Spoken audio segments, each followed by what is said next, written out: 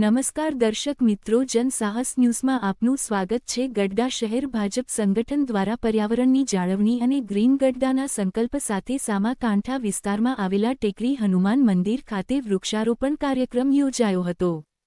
કાર્યક્રમમાં ગઢડા શહેર ભાજપના પ્રમુખ, મહામંત્રીઓ, હોદ્દેદારો, નગરપાલિકાના સદસ્યો, કાઉન્સિલરો તથા કાર્યકરો મોટી સંખ્યામાં ઉપસ્થિત રહ્યા હતા। આ પ્રસંગે લીમડો, વડ, પીપળો અને ગુલમહોર જેવા છાંયડાદાર તથા ઔષધીય વૃક્ષોનું વાવેતર કરવામાં આવ્યું હતું। સાથે જ રોપાયેલા છોડના નિયમિત જતન અને ઉછેરની જવાબદારી પણ લેવામાં આવી હતી।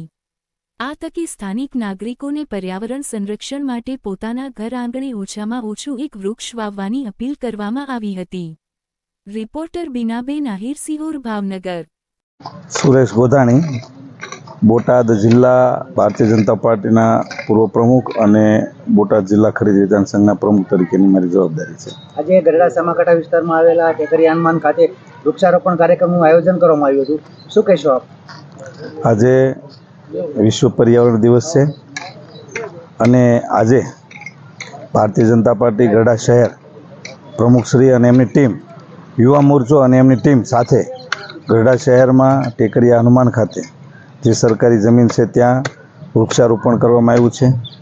પર્યાવરણ દિવસ નિમિત્તે આજે ભારતીય જનતા પાર્ટીની ટીમે સરસ મજાનું વૃક્ષારોપણ શરૂઆત કરી છે અને આવતા દિવસોમાં નગરમાં જુદા જુદા વિસ્તારમાં સંગઠન અને નગરપાલિકા બંને સાથે મળી અને સ્વચ્છતા સાથે જ્યાં થઈ શકે, જ્યાં ઉછેરી શકાય, કોઈ જવાબદારી લે એવા લોકોને સાથે પણ રાખી અને વધુમાં વધુ વૃક્ષારોપણ થાય અને એનું જતન થાય એ માટેનો સંકલ્પ સાથે આજે વૃક્ષારોપણ કરવામાં આવ્યું છે।